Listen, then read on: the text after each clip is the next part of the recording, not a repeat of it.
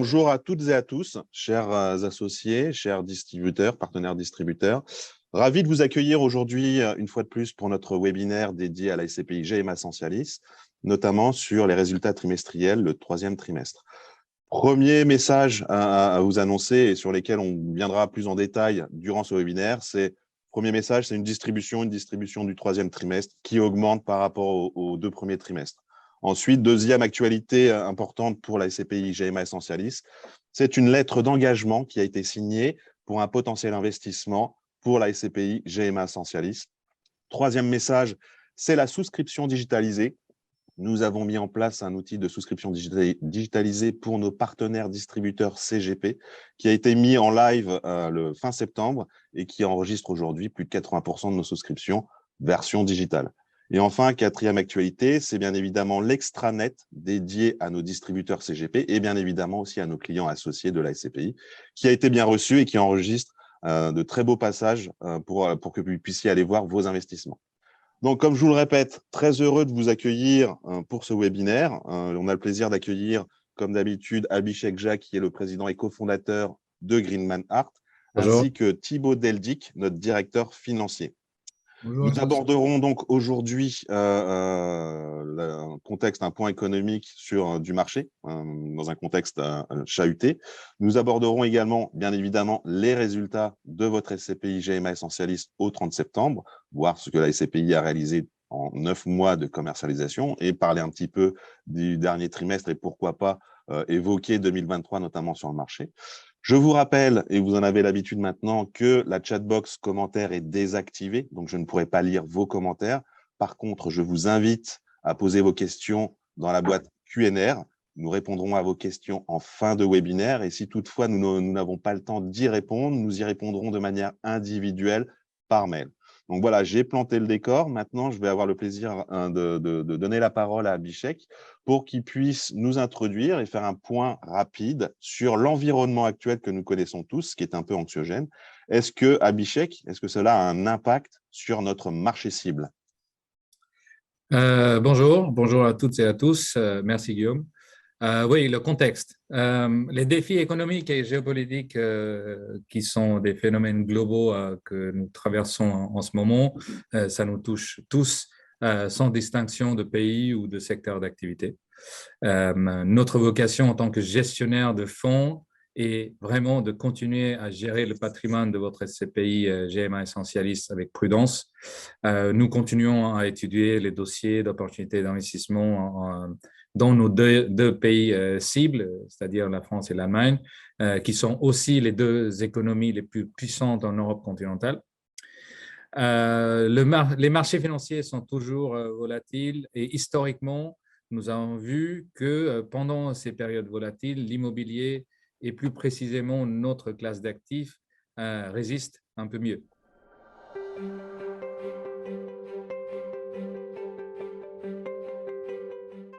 Nous avons décidé d'augmenter la distribution pour le troisième trimestre.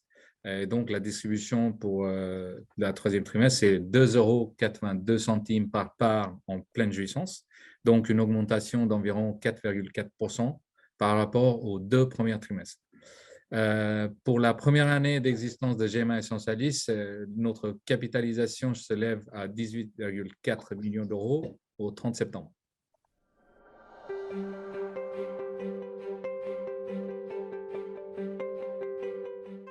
Durant l'été, nous avons entamé des discussions concernant notre première acquisition en Allemagne. Ces discussions ont bien avancé et nous avons finalisé la signature fin septembre d'une lettre d'engagement pour notre première acquisition outre-Rhin.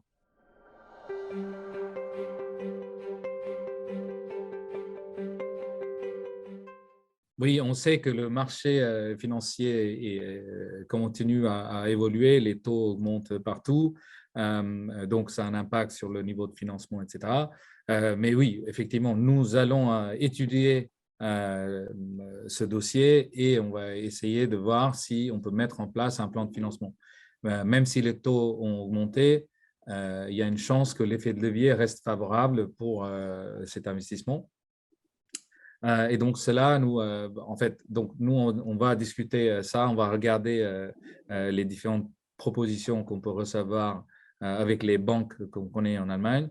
Et si ça rajoute de la valeur, on va mettre un petit peu de financement.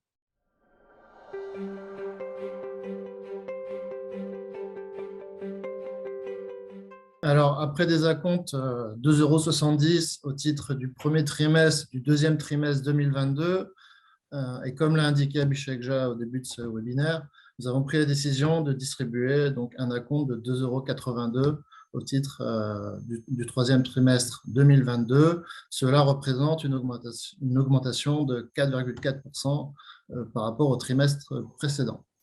Donc, pour une part en pleine jouissance. Donc, pour ceux qui ont fourni leurs coordonnées bancaires, les virements sont partis ce matin. Donc, vous aurez vos dividendes dans la journée ou d'ici demain sur vos comptes.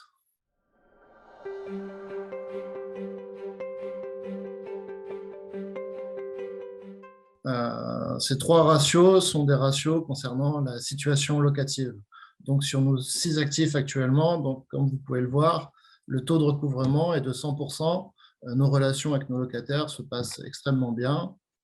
Voilà. Concernant le TOF, c'est le taux d'occupation financier. Cela représente le loyer récupéré sur les loyers total possibles encaissables. Voilà, il est de l'ordre de 99,23% au 30 septembre 2022. Quant au top, au taux d'occupation physique, donc ça c'est le nombre de mètres carrés loués par rapport à la surface totale, il est de l'ordre de 99,67%, ce qui sont plutôt de bons ratios pour le marché.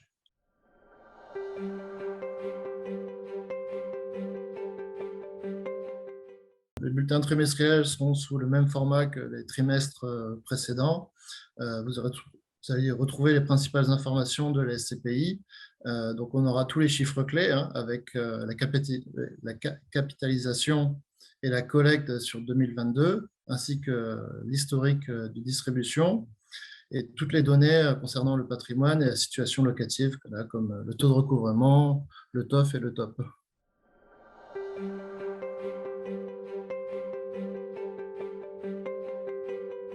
Il n'y a pas de secret, on travaille dur et on reste focalisé. Notre thématique, c'est la distribution alimentaire. Et donc, on se focalise sur la distribution alimentaire. Nos 2 pays cibles, c'est la France et l'Allemagne. On se focalise sur ces 2 pays-là.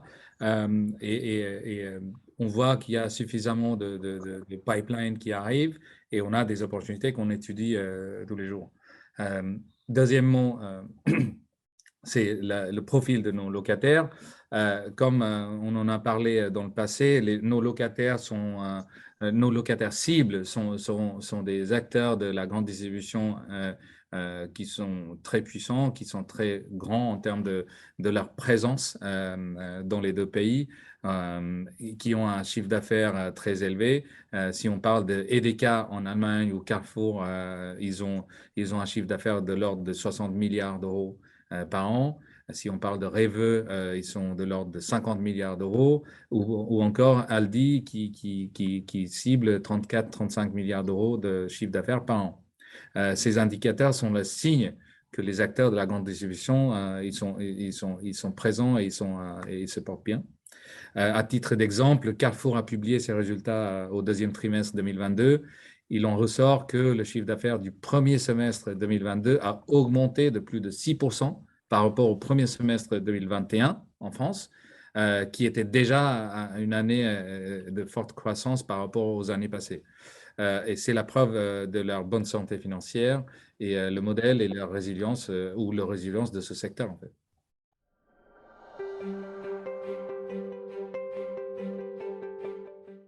En fait, nous réfléchissons sur du long terme. Donc, notre stratégie ne change pas, notre approche ne change pas. Nous restons disciplinés dans notre façon d'étudier les dossiers. Et donc, pour la fin d'année 2022 et l'année 2023, nous allons continuer à étudier les opportunités dans le marché. Nous allons continuer à parler avec les vendeurs potentiels, avec tout type de profil qui concerne notre cible. Et donc, voilà, donc il y a juste la discipline à garder.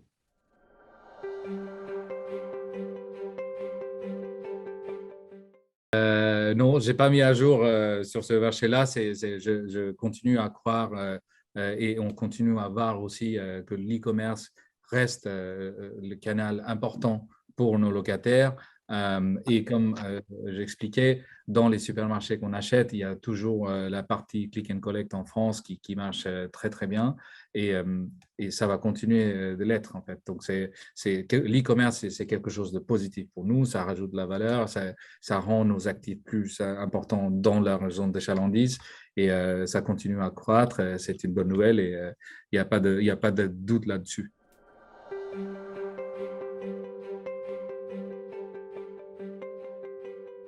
Quick Commerce, c'est un petit peu différent. Quick Commerce, c'est le business model de livraison. On voit maintenant de plus en plus, pendant la pandémie, il y a eu une explosion d'acteurs, de petits acteurs de Quick Commerce un peu partout en Europe de l'Ouest. Ce sont des livreurs qui prennent les commandes et qui livrent quelques produits qui vous manquent. Il y a les acteurs comme Cajoo, les acteurs comme Flink, Gorillaz, Getir, etc. Donc, comme je disais la dernière fois, aujourd'hui, le quick commerce représente une petite partie de notre marché en termes de chiffre d'affaires généré dans la distribution alimentaire. C'est un modèle qui est en pleine évolution. Ça reste quand même difficile de le rendre rentable. On le voit parce qu'on voit sur les quelques mois passés ou les 1 an et demi passés, il y a eu Gorillaz qui était une société allemande qui était un des pionniers dans ce secteur. Ils ont commencé à avoir des problèmes de liquidité et ils ont dû licencier plusieurs personnes, plusieurs centaines d'employés dans différents pays. Et on sait qu'aujourd'hui, Getir, qui est un autre acteur qui regarde cette opportunité pour acquérir Gorillaz. Pareil, en France, on a vu qu'il y avait Flink qui a acheté Cajoo et Carrefour aussi a mis un ticket dans le capital.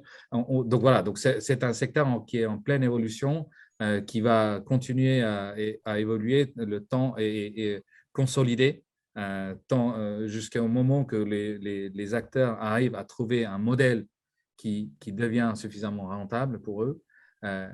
Et c'est là on verra comment on va utiliser cette opportunité. Et nos locataires, comme Carrefour, comme Auchan, etc., ils sont aussi très proactifs dans leur approche. Et eux aussi, ils regardent de très près et je suis sûr qu'ils vont être là pour bénéficier de cette évolution de cette partie du business quand ça deviendra important.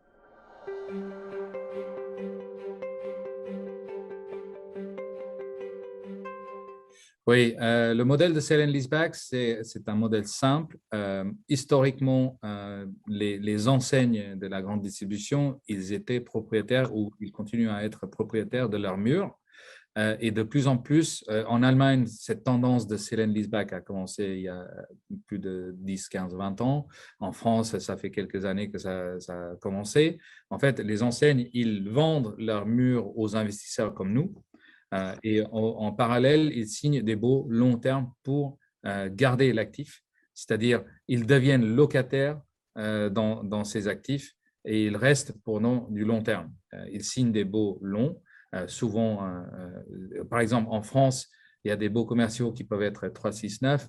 Dans notre secteur, dans la distribution alimentaire, on voit de plus en plus que les acteurs comme Carrefour, Casino, etc., ils sont prêts à signer des baux fermes de 9 ans, 10 ans, voire 12 ans, parce qu'ils veulent sécuriser l'actif et ils veulent être présents pour plusieurs années. Donc, les baux sont renouvelables pour des dizaines d'années et ça permet les locataires de sécuriser l'emplacement et ça permet les investisseurs comme nous d'avoir une visibilité sur nos revenus sur du long terme.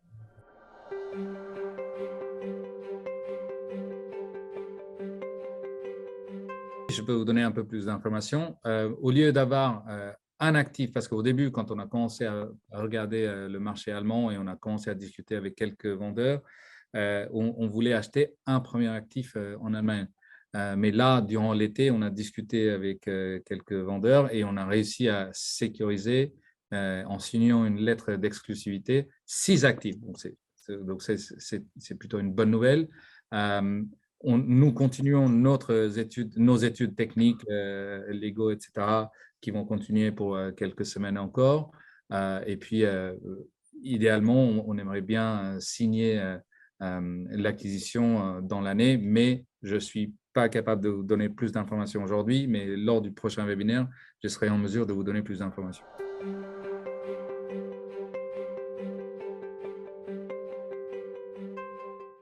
Très bonne question. La réponse, c'est oui, parce que les acteurs, les locataires, ils ont toujours besoin de faire croître leur réseau dans les 2 pays, parce que c'est un secteur qui est très concurrentiel.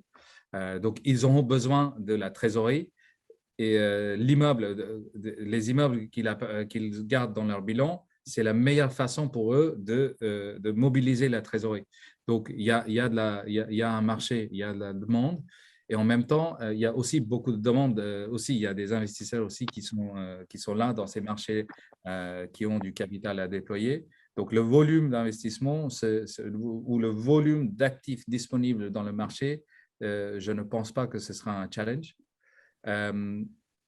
En termes de marché et le taux, oui, évidemment, les taux de financement augmentent, l'Euribor augmente, les taux interbancaires augmentent.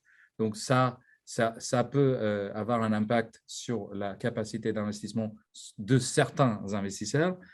Pour nous, ce n'est pas un sujet parce que notre raisonnement, à la base, c'est au niveau d'immobilier. Donc, si le raisonnement au niveau d'immobilier marche, si l'immeuble, le supermarché ou l'hypermarché est stratégiquement important pour le locataire et l'actif a une vraie place dans sa zone de chalandise, nous allons pouvoir acheter ces actifs.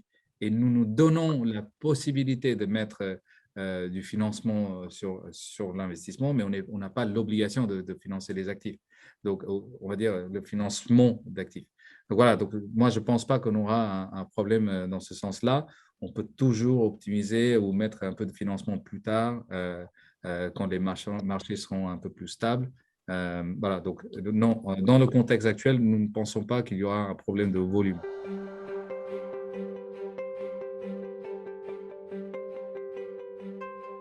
Comme je disais tout à l'heure, le financement, c'est vraiment la dernière étape dans notre raisonnement. Ce n'est pas vraiment la base de notre investissement. Nous allons mettre le financement si ça rajoute de la valeur dans l'investissement. Et aujourd'hui, dans le contexte actuel, prudence, c'est le mot-clé. Donc, on va rester prudent et on va utiliser le capital en étant très stable dans notre approche. Et le financement, on le mettra jusqu'à un certain niveau. On n'a pas l'obligation d'aller jusqu'à 40-50%. Si on peut mettre 20-30%, et si ça rajoute de la valeur, on le fera. Mais c'est pas, encore une fois, ce n'est pas une obligation pour nous.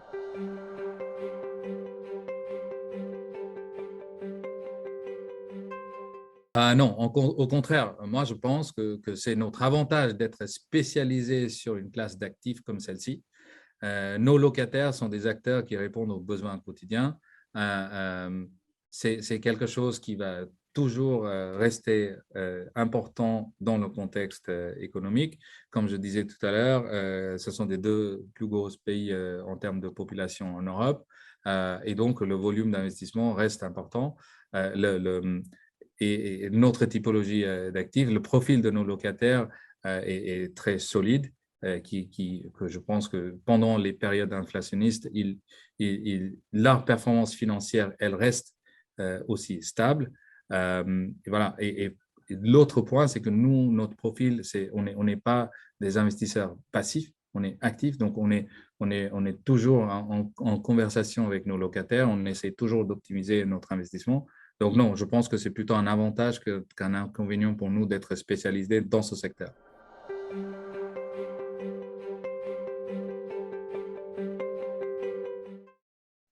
Encore une fois, ça peut arriver, mais c'est rare. Dans notre secteur, c'est rare parce que, comme je disais tout à l'heure, nous regardons et nous essayons d'acheter les actifs qui sont vraiment stratégiques pour nos locataires. Il faut savoir que dans les deux pays, en Europe en Allemagne et en France, le permis de construire, pour construire un supermarché de 5000 m², ça reste compliqué. En France, il y a aussi la licence pour opérer ces supermarchés qui est compliquée. Donc, c'est très difficile pour un locataire de quitter un emplacement et ouvrir un autre magasin 500 mètres plus loin. Donc, et en plus, puisque la construction neuve est compliquée, les locataires veulent sécuriser les actifs. Donc, c'est pour ça qu'ils signent des baux fermes et ils gardent la possibilité de renouveler les baux pendant plusieurs fois, pendant plusieurs années. C'est très important pour eux.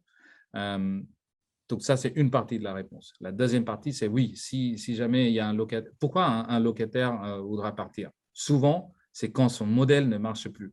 Et quand son modèle ne marche plus, par exemple, si Carrefour a 10 000 m² dans un actif, parfois, quand on discute, on anticipe et on discute en permanence avec eux, et ils nous disent parfois qu'ils n'ont peut-être pas besoin de 10 000 m², ils ont peut-être besoin de 6 000 m².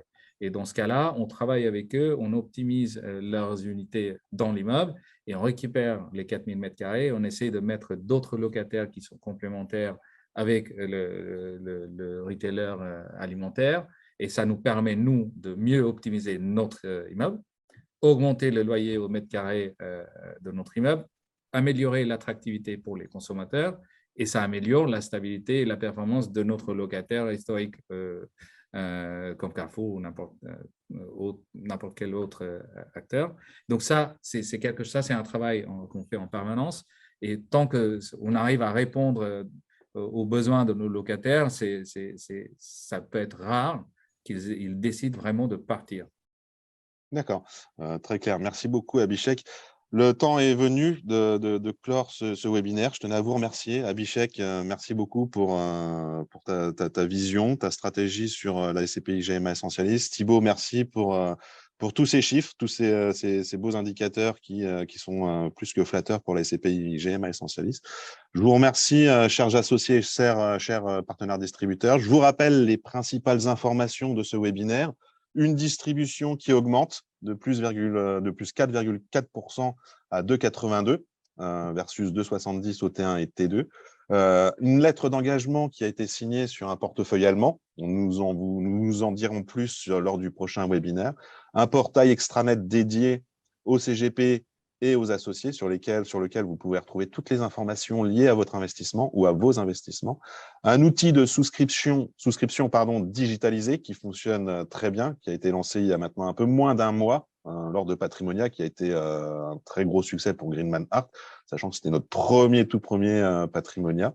Nous vous remercions en tout cas, vous, les CGP, d'être passés sur notre stand pour nous rendre visite. Donc, un outil de souscription digitalisé qui fonctionne très bien. C'est plus de 80% de nos souscriptions depuis lors. Donc, merci à vous, merci pour votre confiance.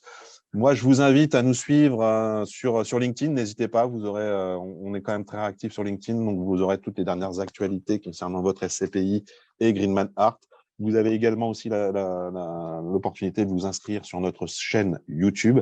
Il y a le site internet de GMA Essentialis que vous voyez à l'écran. Vous pouvez aller consulter le site et y voir toutes les dernières informations. Je vous rappelle également que nous tenons prochainement une assemblée générale pour, entre autres, l'augmentation du capital maximum statutaire, signe d'une très bonne santé de notre SCPI, parce que la collecte est plutôt dynamique, donc nous sommes obligés d'augmenter ce capital. Donc, si vous n'avez pas voté, n'hésitez pas à voter en nous envoyant vos bulletins de vote, soit par courrier, bien évidemment, soit via notre adresse mail, service au singulier client au pluriel tout attaché, @greenmanart.com. Et il ne me reste plus qu'à vous souhaiter une excellente journée et puis à vous donner rendez-vous pour notre prochain webinaire qui évoquera le résultat du 4e trimestre, un bilan 2022 et pourquoi pas des prévisions pour 2023. Je vous remercie tous et je vous souhaite une excellente journée. Au revoir. Merci. Au revoir. À tous.